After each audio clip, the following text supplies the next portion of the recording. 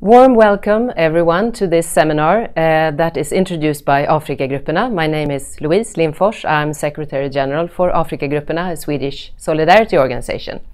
And we work with international development cooperation in Southern Africa. And among those countries that we are operative in are Mozambique, which we will address further in this seminar. This is a conversation with one of our partner organizations' representative, Justicia Ambiental and Daniel Ribeiro, on the topic and the issue of the alarming events going on in Cabo Delgado, the northern province of Mozambique. And warm welcome then to our important guest this seminar, Daniel Ribeiro, directly from Mozambique. Welcome. Hello everyone, happy to be here. Thanks for the invite. Could you start by introducing Justicia Ambiental a little bit? That is one of the partner organizations to Afrikagrupperna and one of the organizations' work that we support and work and operate through. But what is your organization's mission and how do you operate? Hi, so I'm from Justicia Ambiental, also Friends of the Earth Mozambique. And we're a small local Mozambican NGO. And one of our main focuses is to get Mozambicans more active and to raise their voice and get involved in the issues that are important to all of us. We have certain areas that we work in. One of them is community land rights, and the other is climate change energy. And so in the case of Cabo Delgado, we've been working in Cabo Delgado since 2007, and we're one of the very few groups that still has remained on the ground as the conflict has worsened, because we find it very important to keep eyes on the ground and supporting the most affected communities in Mozambique. Exactly, because how the conflict that goes on right now has also been building up for years and years, and we will go into the reasons and the stakeholders behind this. But the situation right now is rather alarming, and it has gone from being a low intense conflict to more or less vulnerable attacks that hits on vulnerable people. And right now, more or less 700,000 people are displaced internally within Mozambique and within this area because of the violence in this area. And there was a horrible attack in Palma that also reached international news, of course, and many people heard about it in Sweden. Can you tell us a little bit more about what happened in that attack? Yes, so Palma is the main town in the project area. So a lot of the contractors, hotels, and infrastructure is based in Palma. So it's a critical town for the gas, and it's one of the most protected, technically. So what happened was there's been a lot of attacks around the area, but the insurgents on the 17th of March actually attacked the town and took it over, and basically destroyed a lot of infrastructure. A lot of deaths were registered. We still don't know the full number. And we actually have a staff that lives in Palma, and we have 7 focal points that live in the local communities, of which all were affected. Luckily, we've accounted for most of our staff and our focal points. But the reality is, when this attacked, there were very few Mozambican soldiers in Palma, while the project area had over 800 soldiers protecting the project, the Fungi site, the Total Fungi site, which shows you the priority for the government. And so the insurgents took over and controlled the town for quite a while, which is concerning given that this is such a strategic point, and even this strategic point couldn't be protected. And so we had huge impacts on local communities. A lot of people fled the area into the surrounding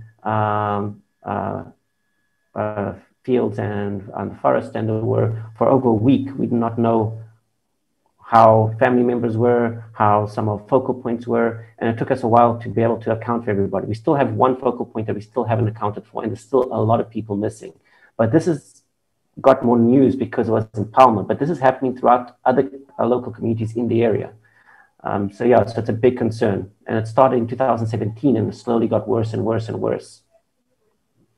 Exactly, and I've seen a number around about 2,800 casualties counted so far. And as you mentioned now also in the attack in Palma, it's still not really statistically sure how people have been affected and how many casualties and deaths in that attack. But to then try to understand this conflict, what are the stakeholders that are involved in the conflict, and how does the history and the analysis, like political level, cultural, religious, and historical perspective connected to these stakeholders play out in this conflict? Yeah, so it's quite a complex, as all conflicts are. There's different factors. In terms of the project is huge. If one looks at the map of Mozambique, there's two areas that have the gas. There's Area 1 and Area 4.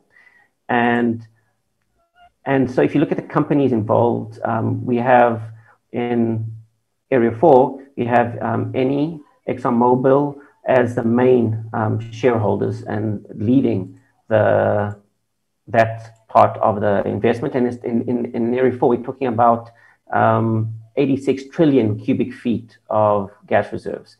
And in Area 1, which is Total, and of course, there are smaller shareholders, like you have Galp Energy from Portugal, Korea Gas Corporation, and there's about, in total, we're talking about over 10 different gas-related companies as small shareholders in these two projects.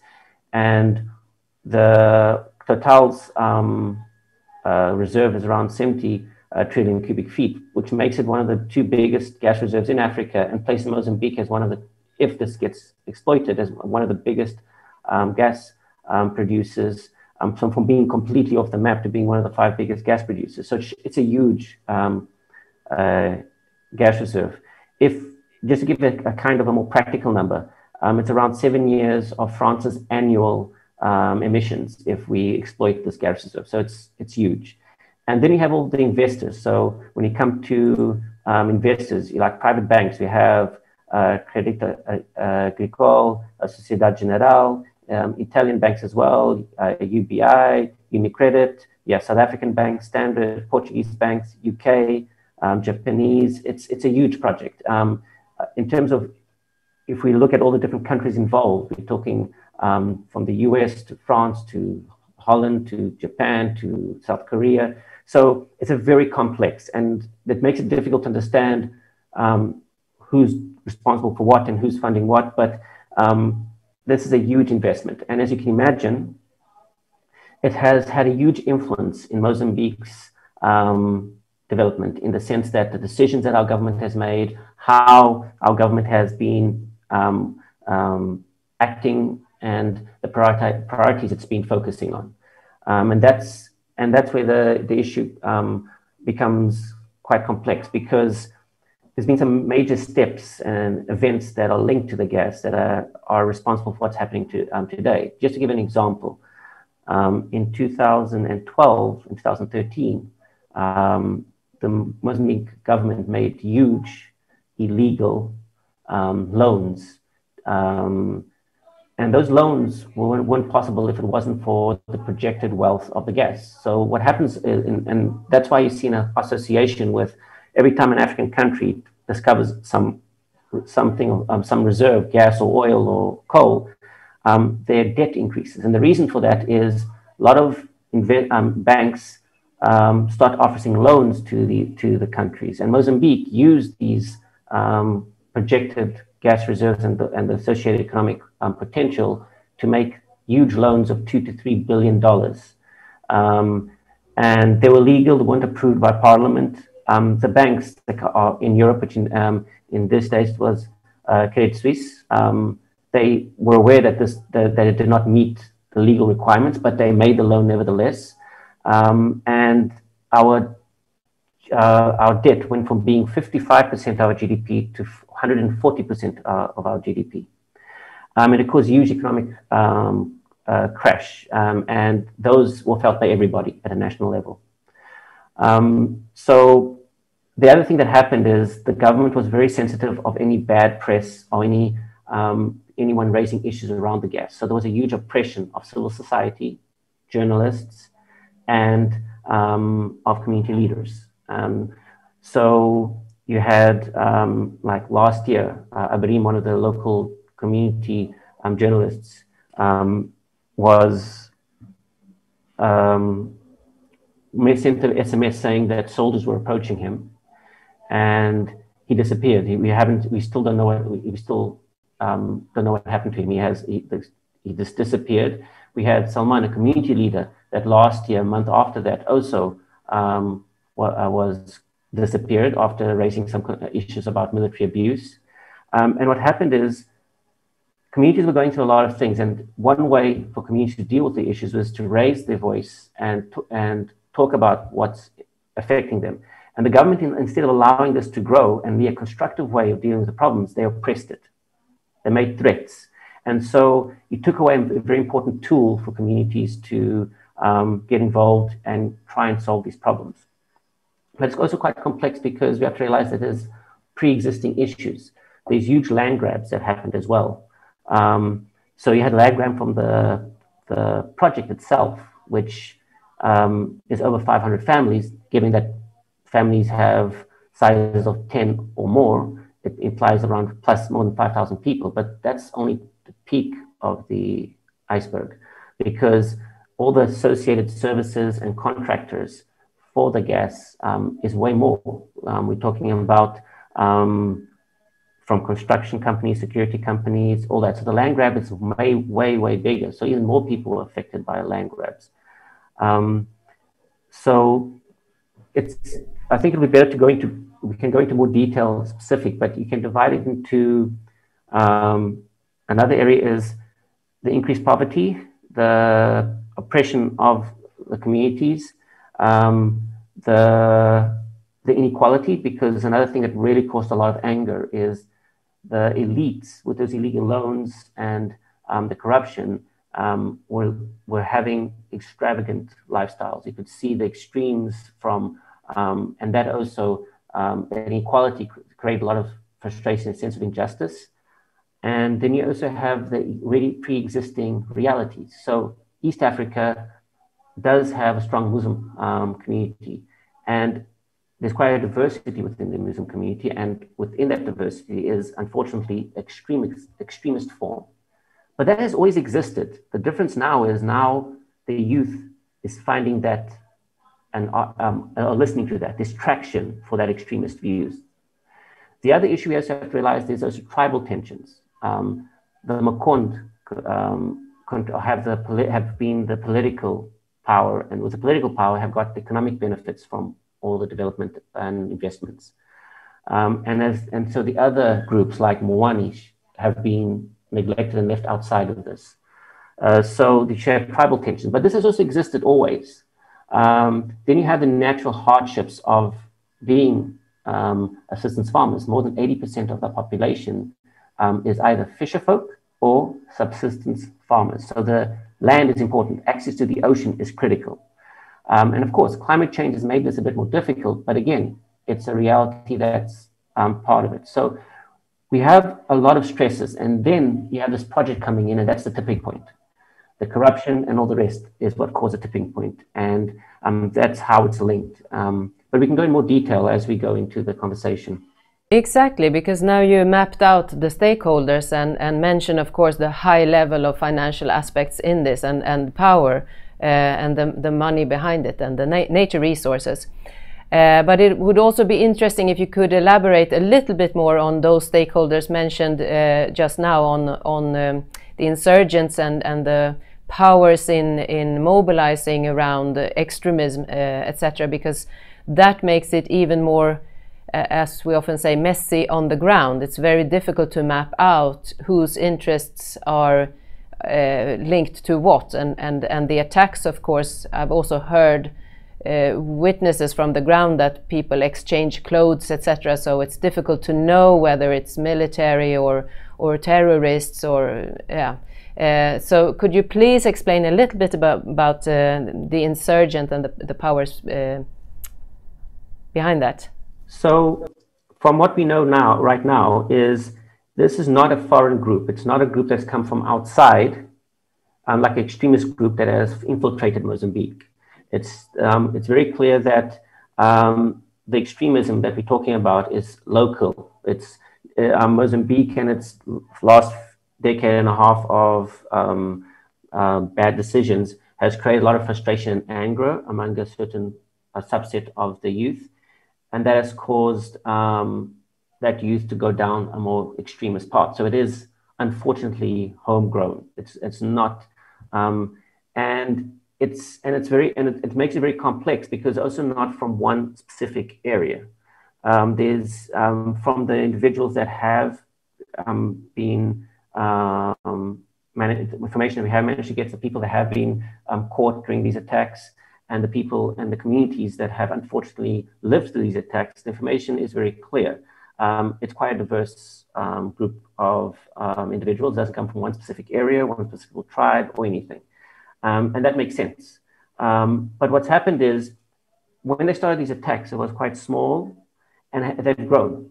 And also they start to link up to the more bigger, more international extremist groups like ISIS and all that. So this link was made afterwards. And now it's hard to understand how strongly connected they are, if it's just ideologically or if it's actually a real, that information is still very unknown. But then we do know that it started locally. And there's a few information that we do know that is linked to, for example, in Cabo Delgado, near Montepuez, local communities discovered rubies. The rubies started exploiting the rubies, and so it became quite a lucrative with people buying it from communities, middlemen, taking it to Nampula, Pemba, and then getting it exported internationally. The Mozambique government then realized its potential, and these informal economic activities was classified as criminal, which of course it's informal, can be seen that way. And instead of having a process in which there was a way of sharing that wealth, they came in with military force, basically took over these mines, then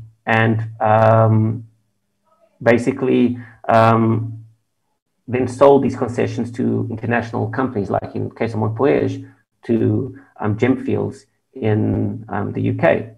So you had suddenly a dispossession of wealth that was under control of communities and a whole bunch of other individuals that were forcibly out. And of course, a lot of these individuals were very angry, and there's a lot of suggestion that these type of activities, so you also have the illegal logging, that also there was a lot of ex-soldiers that were involved in it. And again, the government came in and it became a resource for that elite. So the elites, the political elites, took over a lot of these small economical hotspots, and it dispossessed the local communities. And from these different areas, a lot of people, you can see there's links to those and the extremist groups. So that's another important thing to factor, is the government has been constantly taking over the economic activities and livelihoods and taking control, and the elite has kind of grabbed a lot of these activities and a lot of these potentials, which has caused a lot of issues. But then you have land grab, which is the other issue. There's been a huge land grab. And also Cabo Delgado has been one of the most neglected provinces in terms of where development and where funds from the government go. The first step of frustration we can see is that if you look at the elections, 2019, 2015, those areas started voting for the opposition party. And instead of the government listening to this as a sign that, hey, we need to answer these issues, they actually did the opposite. They said, okay, if you don't vote for us, we are not going to support you. We're not going to prioritize your needs. So they actually intensified the frustration, the anger, by punishing the fact that they voted against the ruling party. So a lot of the conflict is also then centralized around natural resources. And you mentioned now rubies, precious stones, etc. But natural resources is also the source for the livelihood of the communities in Cabo Delgado. And as you mentioned, also in Mozambique, totally around about 80% of the population is depending on both farming and also fishing, in particular up in Cabo Delgado. And the findings of the gas is then linked to the coastal area and affects these families in particular. Are there other issues around nature resources that you could inform us on a little bit more? And can you tell us a little bit more about the fishing industry, or community? To give a more direct example, when the gas reserves were found and the different gas companies started informing the communities that they have to be relocated, the main thing the community said was, look, we are a fishing community. If we move, we need to stay by the ocean so we can carry on fishing. And the farmers said, wherever we go to, we need to have arable, good quality land to carry on farming. That was the main request. Above everything else, that was the most important thing that was demanded from the communities. And this was not respected. What happened was the communities were moved inland, over 15 kilometers. So basically, fishing was not possible. Not only was the 15 kilometers a barrier, but between the area of relocation and the ocean was the Fungi site, the project, which means that basically any form of fishing was blocked. Access to the ocean not feasible, and that's a livelihood gone. The other, in terms of farming land, they had the same problem because when they relocated communities, they hadn't identified land for the communities yet. But they said, look, we need to move forward. The company had to keep its economic timelines, and they needed to start construction of the port. So they said, look, we're going to relocate. He has the money and he has a house. And within 3 months, we will have land. And they gave food rations for those 3 months. After 3 months, they hadn't found land yet. So they gave another 3 months of food subsidies. And then they stopped. And now it's been a year, and more than 50% of the community still don't have land. And the few that have been given land is quite controversial. The land was taken away from the Senga community. So now now the Senga community, there's a group that has lost their land. And now there's conflict between the host community and the relocated community. And a big part of the relocated community doesn't want to farm on that land because they don't want to be in conflict with that community. So even the few that got land technically aren't farming because of this conflict. And what makes it more complex is Kitup and Milam, the communities that were relocated, the first phase of relocation, are Muslim. Senga, the host community, is Catholic. So tensions it's a sensitive situation, and a lot of care has to be taken into it, and unfortunately that's not what's happening. So you have people now for over a year that haven't managed to farm or fish, and that's the main form of livelihood. So you have major malnutrition, a lot of uncertainty and despair, and this is directly caused to the project. Also, to add to the issue, is they gave monetary compensation to the relocated communities, but it was a very conspicuous form. The people had to go to the Palma. They had to take a photo of the signature. It was done on a table on the open in the air near the main plaza, which is and so everybody knew that, okay, these are the communities being relocated. They're going to be receiving compensation, and they became targets by everybody. Like the police, the military started demanding security money. They started some family members were kidnapped and the communities had to pay the ransom of basically the compensation money. And the company was aware of this, and instead of reassessing and seeing how they can do it and guarantee the security of the people, they just carried on because they had to meet economic timelines. So it's not only the fact that it took away the livelihoods, even the benefits, like the monetary situation, was done in a way without taking consideration the community safety. So it is it's a really, really difficult, sad situation with human rights cases in all forms and ways. In terms of international response, you mentioned now that there is an ongoing militarization in the area, and also I know that both on UN level and other bilateral discussions has supported to educate the military, etc. Do you think that kind of response is the most efficient, and what is Justicia Ambiental's analysis on this response from international level? Look, the main reason we have the situation is social. There are social issues that have to be dealt with before we have any chance of getting to a peaceful situation. So even if you eliminate one cell or the other cell of extremists, if you don't deal with the fundamental social issues, they'll pop up. New groups with another name or with other will pop up. So I don't think a military-only focus is a solution. No, Jihad does not believe that that's going to solve the underlying causes. And also this narrative of Islamic extremism is not, it's too simplistic and doesn't really identify the causes. It's Islamic extremism, but it could have been tribal extremism. It couldn't be, the thing we have to realize is we have, the government has created, and these projects and these investments have created a breeding ground for extremist narratives. And it can pop up through religious, like Islamic, or it can pop up with tribal extremism or whatever other form.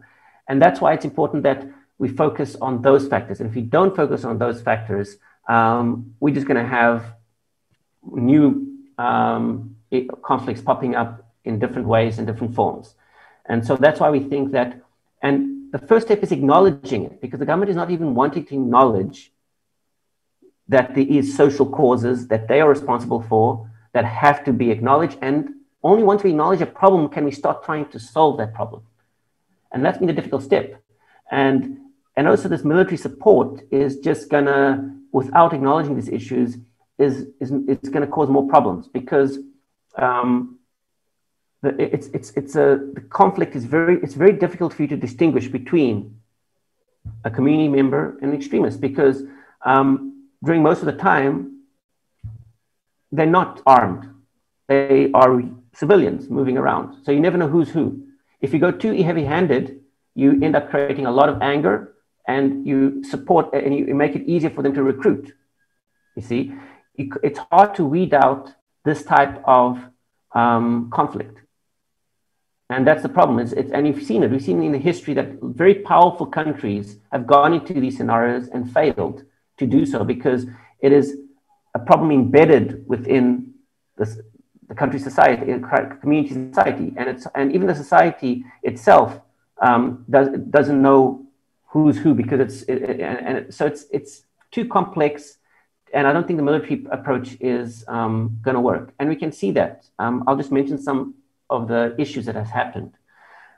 With the mercenaries, we've had the DAG group that opened fire on civilians. We had the Ukrainians during the Palma opening fire on the Mozambican national soldiers. And in this chaos of war, it's hard to know who's who. As you mentioned, the insurgents have taken uniforms, have managed to get uniforms from the military. So they sometimes have military uniforms from the national military uniforms. Sometimes they just dressed as normal civilians. And it's almost impossible to know who's who. So these mistakes are occurring constantly. The other issue is a lot of the Mozambique soldiers that were put in the area, Mozambique had to suddenly increase its military presence in the area. So there was a fast recruitment and quick training. And the training has always been focused on the military side, and the military doesn't know how to deal with civilians. So there's very heavy-handed, a lot of abuse, and we had a lot of cases of beatings, of sexual rape, and of indiscriminate killing, which has caused a lot of backlash and anger, and has just supported the recruitment again towards the extremist side. So for me, it's very hard to control the military presence on the ground. It's a very complicated and difficult situation to be able to distinguish between who's who, and anyone coming in is going to have the same problem. So for us, it's a concern that they're so focused on the military side. It's so interesting to hear you elaborate on this. And I mean, the purpose of this seminar and the conversation we have with you now is to deepen the information and to let the Swedish general public have a deeper knowledge within the question. And of course, Afrikagruppen is devoted to working on social injustices and addressing the root causes to these kind of conflicts. So that's, of course, very reassuring to hear that we're on the right track on creating change for people in northern Mozambique. But could you elaborate a little bit more on how to mobilize and how to engage the general public in Sweden, and what could we as a civil society organization do more to support those affected? Are there possibilities? I'm thinking both of like bilateral initiatives on pushing for change towards government on EU level, etc., because of the big financial interests and political perspective on this, but also on an individual level, like how can I, as a member of a civil society organization in Sweden, engage and what assistance and help is called for, because now we also get these alarming reports around humanitarian needs and food shortage and displaced people, and so there is an acuteness to the situation. So I think many people want to engage. Could you give us more of an insight on how to do that? Yes, so there's many different ways that that people can engage.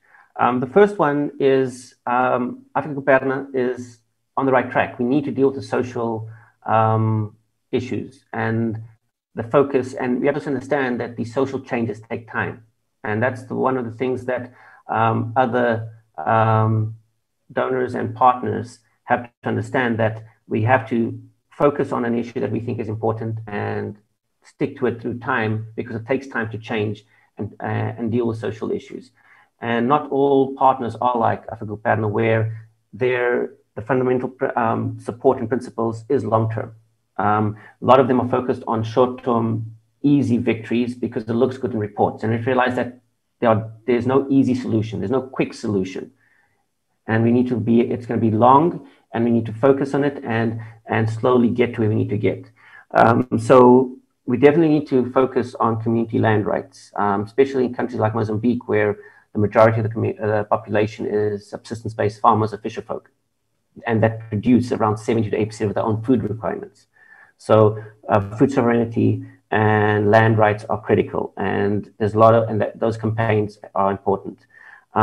We also need to realize that in a more broader level, we have to realize that fossil fuel projects, that's the history in Africa. There's not a single country in Africa that has managed to develop through fossil fuels. It causes conflict, as we're seeing in Mozambique. It's causing corruption, increase of debt, and these patterns, and that's why the theory of resource curses are clear. So, and there's double benefit to that, because we also know fossil fuels is the cause of climate change. Mozambique is one of the 5 most affected countries for climate impact of climate change.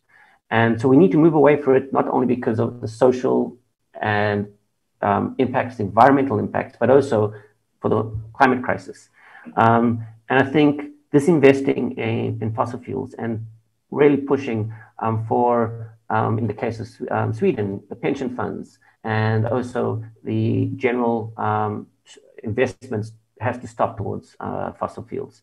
The other angle also is what climate change has done is it put the fossil fuel industry in a corner. And we have to be careful of the escape routes. And one escape route is carbon neutral or net zero, which means that you don't actually decrease emissions. You can compensate or offset your emissions. But offsetting allows companies an escape route. In the case of Mozambique, Eni is doing that. When questioned about the emissions from this project, Eni said that they're going to be buying carbon credits from forests.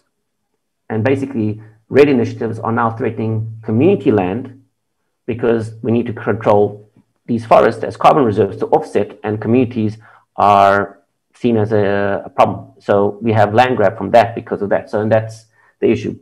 On a more specific level, we need to get more people to acknowledge what's going on in Mozambique. We cannot carry on with this very simplistic Islamic extremism and end the story there. There are social issues that have to be acknowledged. We need to put pressure on our government and on all the other all governments that are supporting Mozambique to acknowledge the social issues and find a way forward in dealing with it. And there are fundamental issues that need to deal with food security, sovereignty, land, but also education, healthcare. All these other factors are basic human rights that we haven't achieved. Access to water, access to electricity. There are some fundamental human rights and needs that Mozambique is far away from achieving it, and our government has been neglecting them for a long time. And we need to start really putting pressure on our governments to focus on the people's need and move away from this centralized trickle-down approach that never works. There's also a lot of initiatives that are happening. So if people are interested in getting involved in more specific campaigns in Europe, there's groups like Gastavists and Friends of the Earth that have specific campaigns that are targeting some of the investors in the Mozambique project and targeting some of the project companies like Total, Eni, and these campaigns have specific activities. For example, on the 1st of April, there was this initiative of a whole bunch of fake advertisements pretending to be the company, highlighting what's happening on the ground. And they have other initiatives of that nature in which they pressure the companies and highlight what's going on in Mozambique. And I think the final one is the most obvious. Sweden actually has an amazing history with Africa, especially Mozambique, South Africa, and other countries. And Afrikuparna, Friends of the Earth Sweden, and other groups in Sweden actually have strong presence on the ground through their partners and carry on supporting these groups and the work that they're doing on the ground. Not only us, the farmers' unions, and a whole bunch of other local groups that are partners with Afrikuparna and other groups is another way of really helping, because the work being done, there's been a really great, like, we know the history, we know the victories and what has been achieved already. The apartheid campaign was critical, the support from Sweden, and there's a lot of other campaigns. We had a huge victory last year with one of the largest land grabs in Africa, which was ProSavannah, which was cancelled. And that was a 7 to 8 year long campaign to stop this land grab of over 7 million hectares of community land. And this was done with a lot of our partners, and especially Swedish partners. So yes, we need to carry on with that. And people understand it's a long term, it takes time. Like, nothing comes quick and easy. Thank you so much for your participation and for sharing all this very important information with us here in Sweden. Thank you, Daniel. Thank you very much.